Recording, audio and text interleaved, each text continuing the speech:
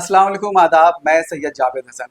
बिहार के लगभग 8 करोड़ मतदाताओं के लिए राहत की खबर है। सुप्रीम कोर्ट ने इलेक्शन कमीशन से कहा है कि वो एसआईआर के लिए आधार कार्ड, वोटर आईडी कार्ड और राशन कार्ड को भी मान्यता प्रदान करे। जैसा कि आप जानते हैं कि बिहार में 25 जून से वोटर आइडेंटिफिकेशन का काम चल रहा है, मतदाता लिस्ट के पुनरीक्षण का काम चल रहा है और उसके लिए इलेक्शन कमीशन ने 11 डॉक्यूमेंट्स की लिस्ट जारी की है। उस लिस्ट पर सियासी पार्टियों की तरफ से और आम लोगों की तरफ से भी काफ़ी नाराज़गी जाहिर की जा रही है, क्योंकि उस डॉक्यूमेंट्स की लिस्ट में वोटर आईडी कार्ड, आधार कार्ड और राशन कार्ड शामिल नहीं है। 10 जुलाई को जो सुनवाई हुई सुप्रीम कोर्ट में, उसकी जस्टिस सुधांशु धूलिया और जस्टिस जयमाला बागची की बेंच ने कहा कि इलेक्शन कमीशन को चाहिए कि वो आधार कार्ड, वोटर आईडी कार्ड और राशन कार्ड को भी उस डॉक्यूमेंट्स की लिस्ट में शामिल करें। हालांकि चिंता की बात यह भी है कि स्पष्ट किया सुप्रीम कोर्ट ने कि ये उसका आदेश नहीं है, ये डायरेक्शन नहीं है। इलेक्शन कमीशन को ये आदेश नहीं है कि वो लोगों का नाम इन तीनों यानी कि आधार कार्ड, वोटर आईडी कार्ड और राशन कार्ड की बुनियाद पर वो नाम शामिल करे ही, बल्कि वो चाहे इलेक्शन कमीशन चाहे तो वो किसी का नाम जो है वो हटा भी सकता है। दूसरी चिंता की बात यह भी है कि सुप्रीम कोर्ट ने इस पूरी प्रक्रिया पर मतदाता सूची के पुनरीक्षण पर स्टे नहीं लगाया है, रोक नहीं लगाई है, बल्कि 28 को फिर सुनवाई होगी और सुप्रीम कोर्ट ने इलेक्शन कमीशन को ये हिदायत दी है कि वो 21 जुलाई को काउंटर एफिडेविट दाखिल करे। अब हम आपको ये भी बताते चलते हैं कि सुप्रीम कोर्ट में पक्ष और विपक्ष के वकीलों ने क्या आर्गुमेंट दिया। इलेक्शन कमीशन के वकील राकेश द्विवेदी ने कहा कि इस मामले को 2 अगस्त को सुना जाए, क्योंकि उस वक्त तक जो ड्राफ्ट लिस्ट है, जो मतदाता सूची है, वो तैयार हो जाएगा। इलेक्शन कमीशन के वकील ने यह भी कहा कि अगर 1 करोड़ लोगों का नाम हटा दिया जाता है तब कोर्ट इस मामले में इंटरवेंशन कर सकता है, मुदाखलत कर सकता है। इस पर इलेक्शन कमीशन के खिलाफ जो पिटीशंस आए हैं, उसके वकील अभिषेक मनु संघवी ने कहा कि उस वक्त तक तो काफ़ी देर हो जाएगी और उन्होंने ये भी कहा if the process is allowed to go on, उन्होंने ये प्रक्रिया को रोक देने की मांग की थी और उसी के सिलसिले में, उसी के संदर्भ में ये बात कही कि if the process is allowed to go on it will be presented later in court as an irreversible scrambled egg. ये शब्द उन्होंने इस्तेमाल किया और इसका मतलब होता है अंडे की भुर्जी। अब आप समझ सकते हैं कि जब सब कुछ ख़त्म ही हो जाएगा, 1 करोड़ वोटर का नाम वोटर लिस्ट से कट ही जाएगा, तो फिर आखिर कोर्ट क्या सुनवाई करेगा। तो इसीलिए अभिषेक मनु संघवी ने इसका पुरजोर विरोध किया। राकेश द्विवेदी ने यह भी कहा कि आधार जो है वो किसी की नागरिकता की बुनियाद नहीं है। उन्होंने कहा कि Aadhaar act itself says it is not a proof of citizenship. हालांकि आधार पर कपिल सिब्बल ने काफ़ी पुरजोर तौर से अपनी बात कही। उन्होंने ये भी कहा कि आम लोगों के पास आधार कार्ड ही होता है। कपिल सिब्बल ने कहा कि बिहार सरकार के ही सर्वे के मुताबिक बिहार के सिर्फ 14% लोगों के पास मैट्रिकुलेशन का सर्टिफिकेट है और सिर्फ 2% लोगों के पास पासपोर्ट है। इसके बरखिलाफ 87% आबादी के पास जो है वो आधार कार्ड है। उसी पर सुप्रीम कोर्ट ने इलेक्शन कमीशन को कहा है कि वो आधार कार्ड, राशन कार्ड और वोटर आईडी कार्ड को भी 11 डॉक्यूमेंट्स के लिस्ट में शामिल करने पर विचार करे, क्योंकि ये चीज़ें आम लोगों के पास बनी हुई हैं। ख़ास तौर से राशन कार्ड तो आम लोगों के पास बना हुआ है, बहुतों के पास बना हुआ है और जैसा कि आप जानते हैं कि राशन कार्ड ही पर ये नरेंद्र मोदी सरकार की तरफ से जो राशन मिलता है, 5 किलो अनाज मिलता है, वो राशन कार्ड पर ही मिलता है। लेकिन जब वोटर लिस्ट को तैयार करने की बात हुई तो उसी राशन कार्ड को खारिज कर दिया गया। लेकिन कुछ सवाल भी पैदा होते हैं। सवाल पैदा ये होता है कि इलेक्शन कमीशन वोटर आईडी, आधार कार्ड और राशन कार्ड को 11 डॉक्यूमेंट्स के लिस्ट में शामिल करने का फैसला कब करता है। इसलिए कि ये जितनी देरी होगी उसमें लोगों को दिक्कत होगी। दूसरा सवाल ये पैदा होता है कि जिन लोगों ने बिना किसी डॉक्यूमेंट्स के फॉर्म भर दिया है, उनके फॉर्म के साथ ये 3 डॉक्यूमेंट्स आधार कार्ड, वोटर आईडी और राशन कार्ड वो कैसे शामिल किया जाएगा। जहाँ तक आधार कार्ड की बात है, हम आपको ये बताते चले कि आज ही यानी कि 10 जुलाई को टाइम्स ऑफ इंडिया ने एक रिपोर्ट छापी है। ये रिपोर्ट आप इसको देख सकते हैं। इसमें काफ़ी गंभीर सवाल उठाया गया है। इसकी हेडलाइन ही है कि electoral roll revision, reality check reveals sharp urban and rural contrast.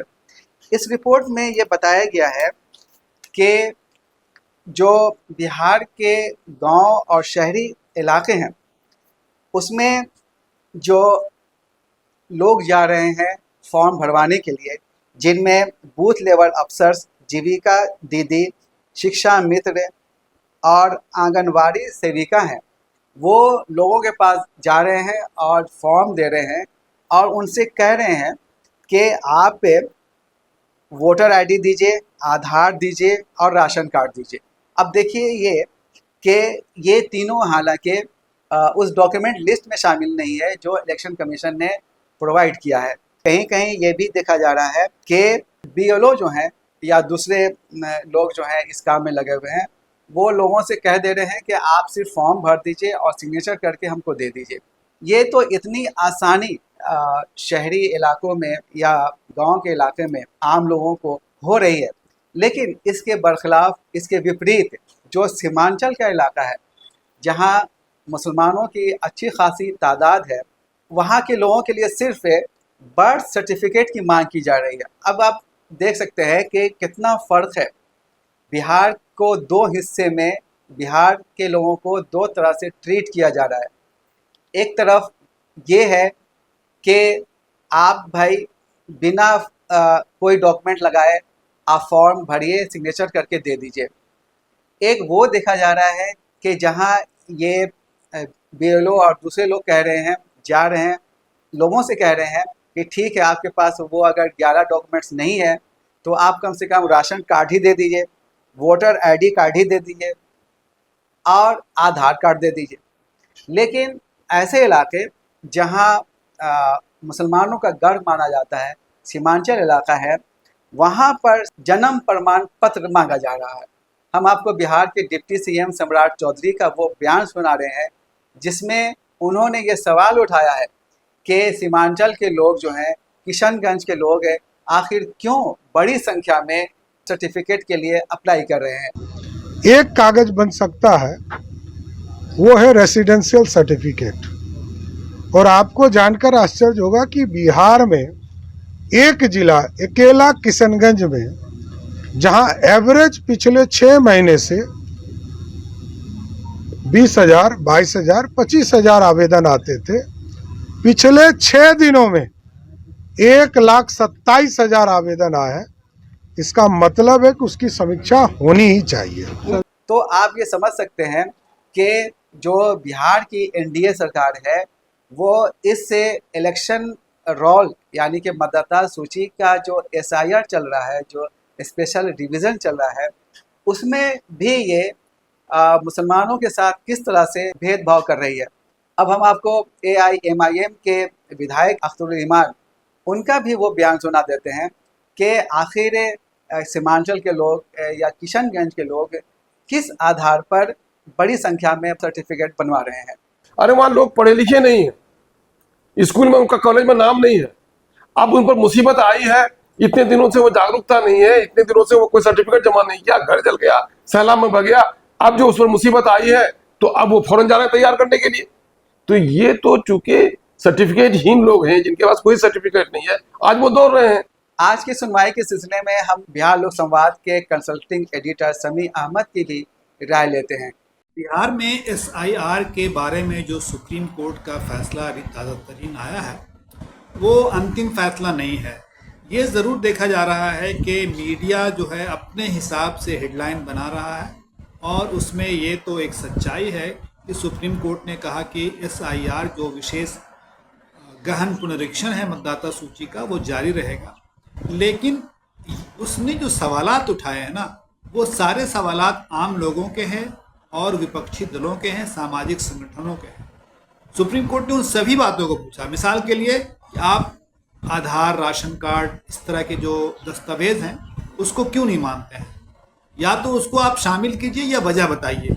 तो एक तरह से ये जो है नैतिक हार है चुनाव आयोग की। इस सुप्रीम कोर्ट ने ये जो अड़ा हुआ था चुनाव आयोग कि हम पैन कार्ड को नहीं मानते, हम आधार कार्ड को नहीं मानते, हम वोटर कार्ड को नहीं मानते, हम राशन कार्ड को नहीं मानते, तो उस पर तो एक बहुत ही मतलब अगर लाज शर्म है तो चुनाव आयोग को अपना बयान, अपना जो ये है उनका नियम है उसमें तुरंत तब्दीली लानी चाहिए। उन्होंने कहा था कि उनके आदेश में कोई बदलाव नहीं आएगा, लेकिन सुप्रीम कोर्ट के इस आदेश के बाद तो उनको अपने आदेश में बदलाव लाना ही पड़ेगा अगर उन्हें सुप्रीम कोर्ट की प्रतिष्ठा का ज़रा भी ध्यान है।